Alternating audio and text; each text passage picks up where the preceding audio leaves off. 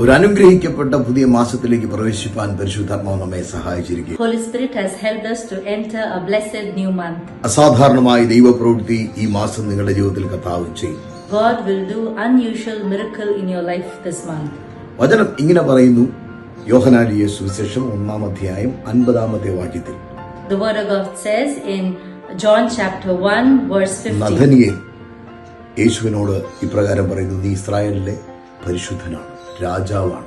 Nathanael says to Jesus, you are the son of God, you are the king of Israel. ഉടനെ യേശുവിന്റെ മറുപടി എന്നാണെന്നറിയോ? To this Jesus replies, നഥനിയേലേ, ഞാൻ നിന്നെ അത്തിയുടെ കീഴിൽ കണ്ടു എന്ന് പറഞ്ഞതുകൊണ്ടല്ലയോ നീ ഇത് പറഞ്ഞത്?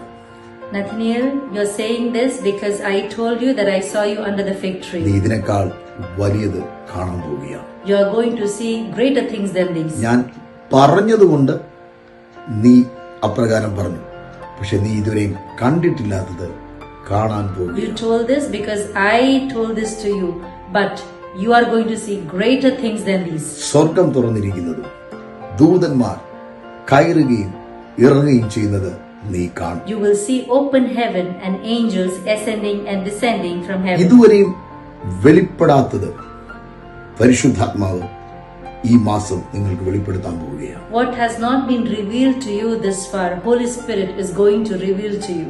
സ്വർഗം നിങ്ങൾക്കായി തുറക്കാൻ പോകും. Heaven is going to open for you. വിശ്വസിക്കുക.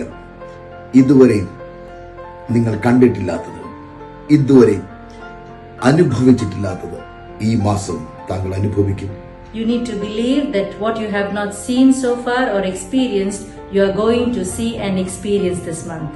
ദൈവം താങ്കളെ അനുഗ്രഹിക്കട്ടെ. God bless you.